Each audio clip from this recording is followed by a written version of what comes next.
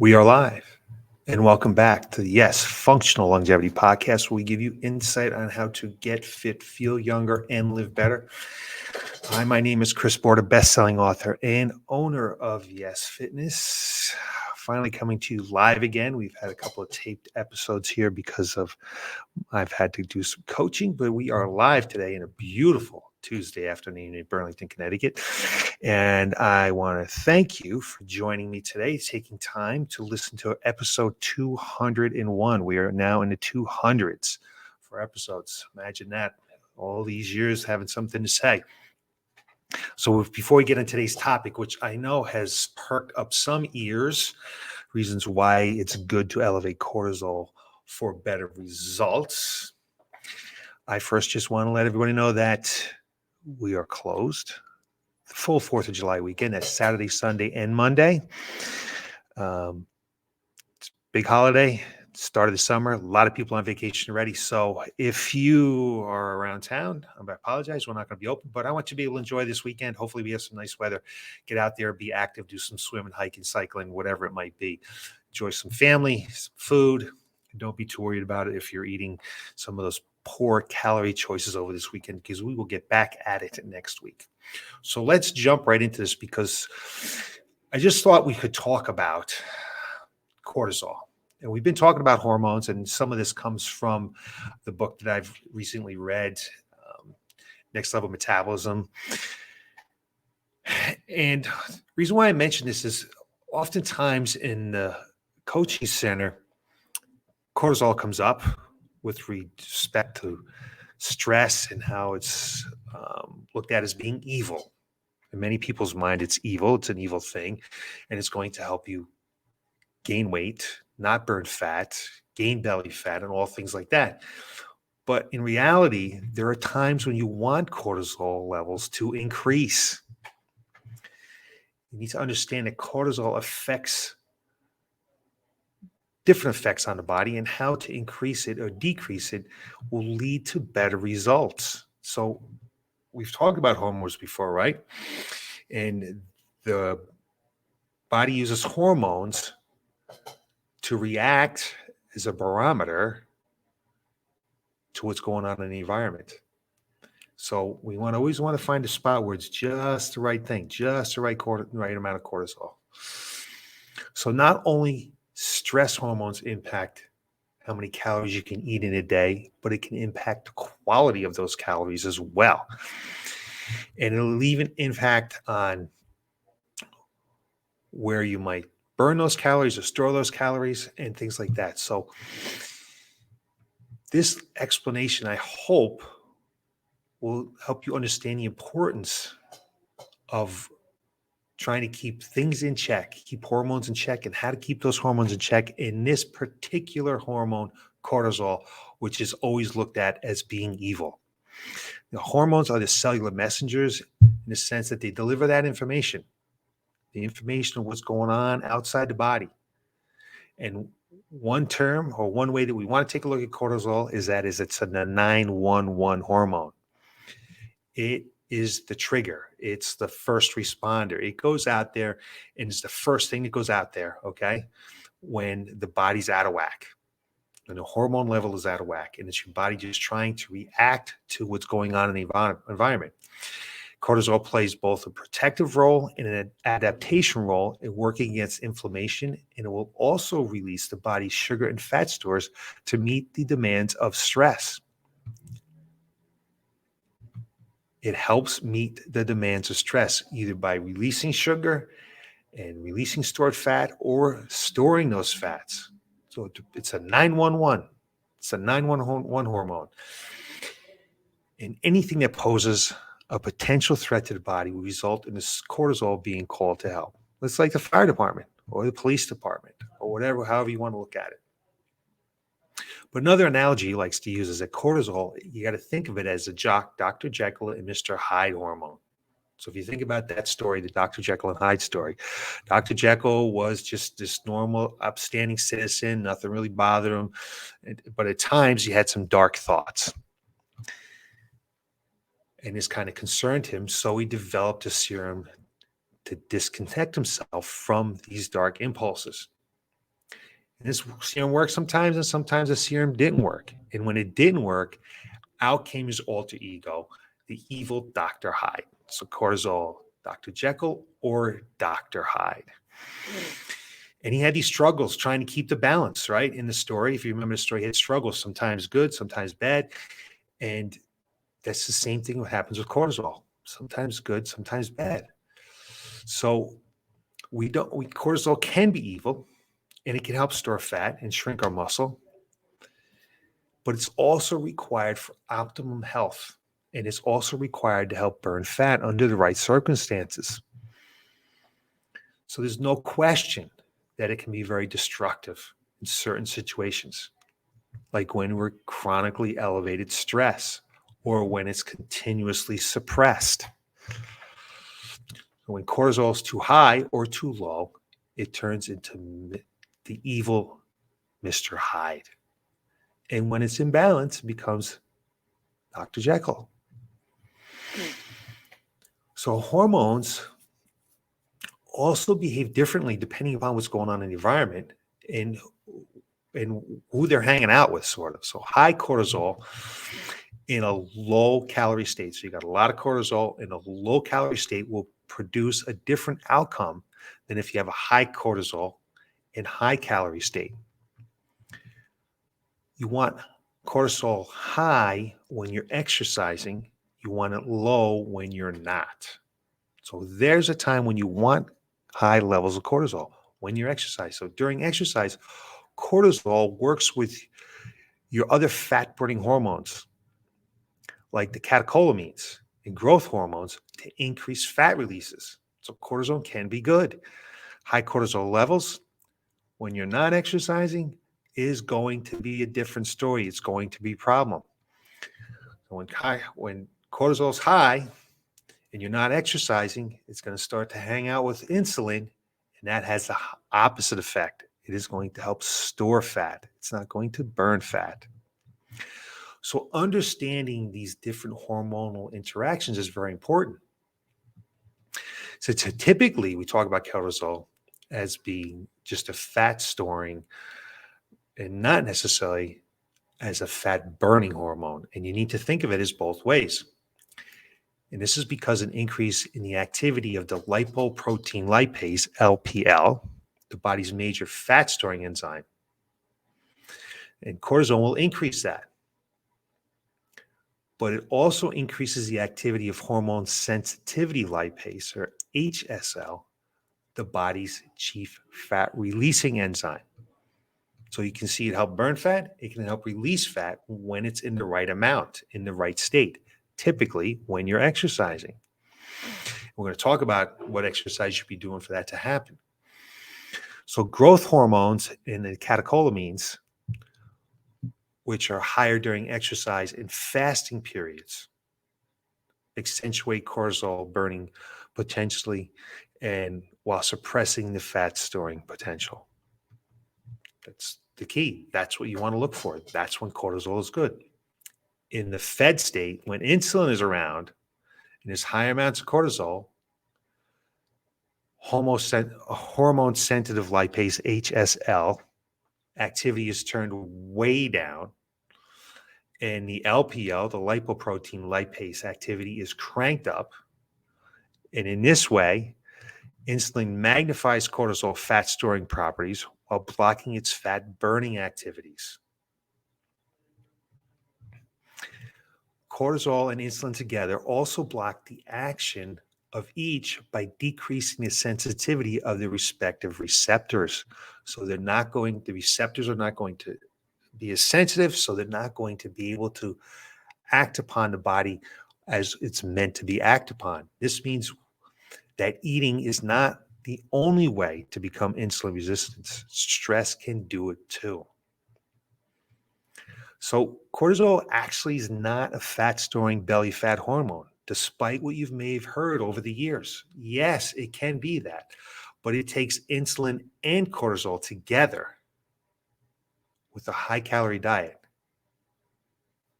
And that's really the cause of belly fat, not just cortisol alone. It's cortisol hanging out with insulin and having a lot of calories. That's what's going to build that belly fat. Cortisol also interacts with the body's main metabolic fat burning engine, and that would be the thyroid gland. Cortisol and the catecholamines sensitize thyroid responses. When you have low cortisol, can also lead to low thyroid activity. High cortisol blocks the normal conversion of the inactive thyroid T4 into the active thyroid T3. So here we go again. It's like the Goldilocks we talked about. You don't want too much, you don't want too little, you want just the right amount, especially at certain times, especially when you're under stress or you have or high calories.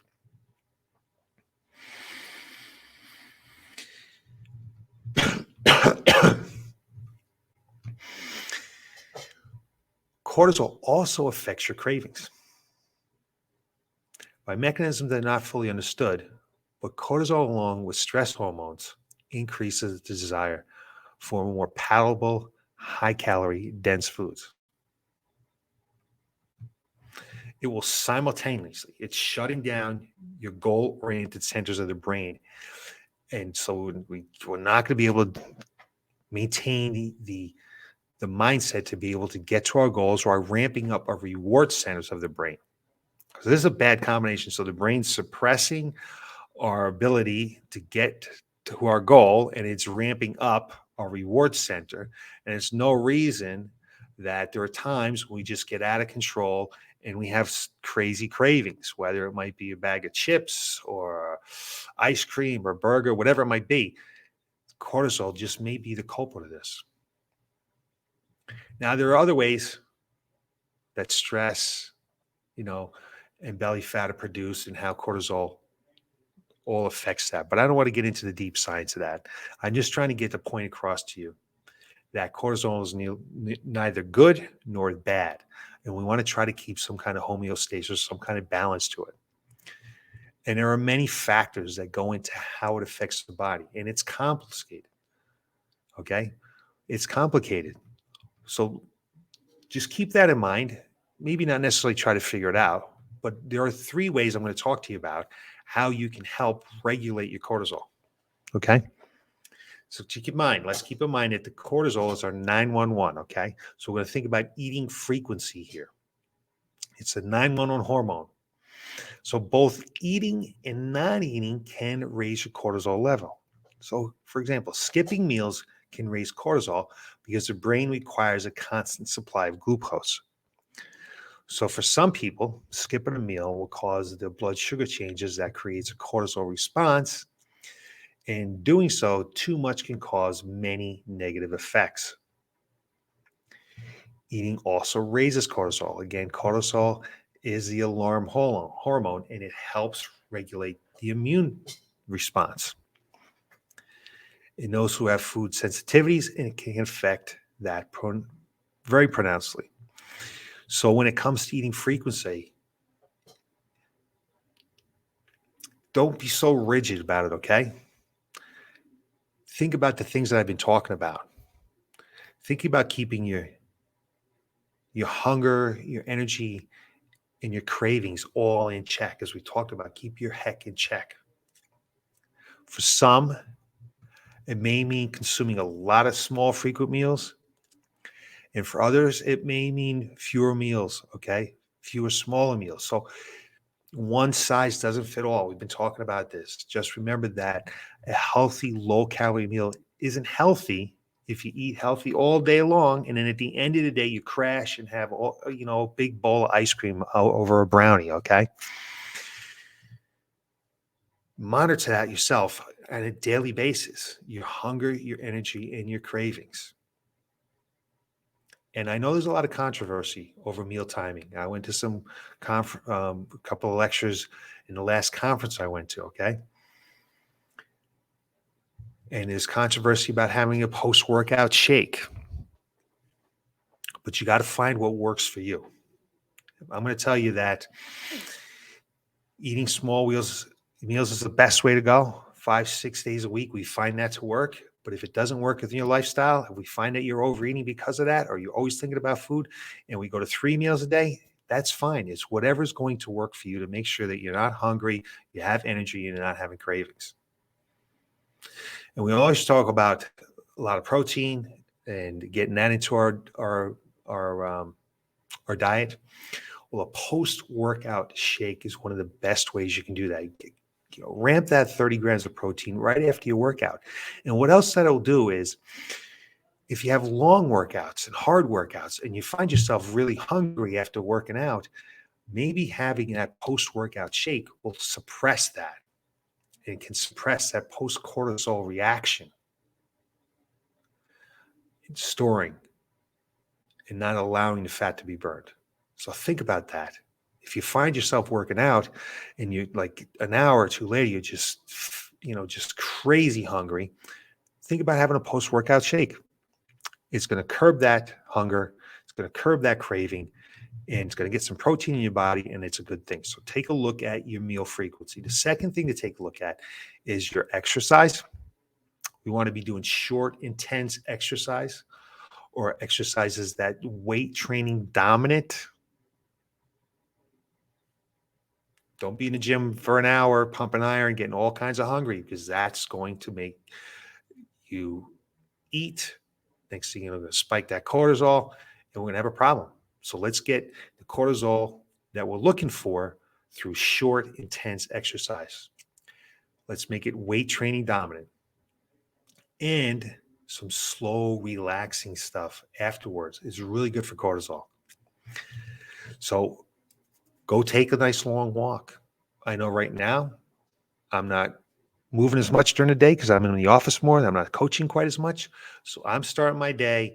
I get up and I go to walk for an hour. Typically get 3.5, 4 miles in that hour's time.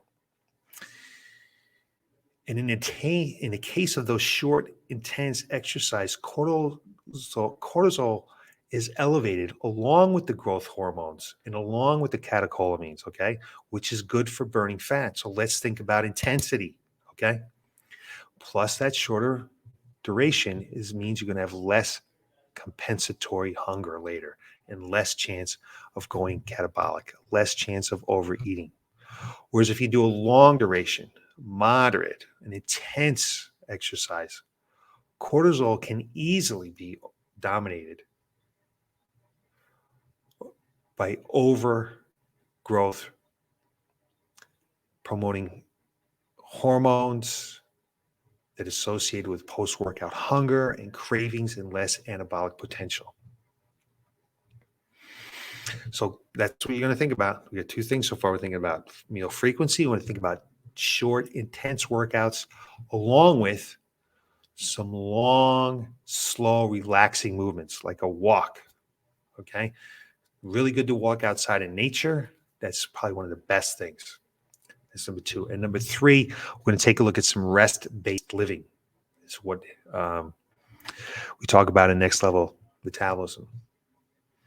Find as many opportunities as possible to prioritize rest and relaxation, recovery.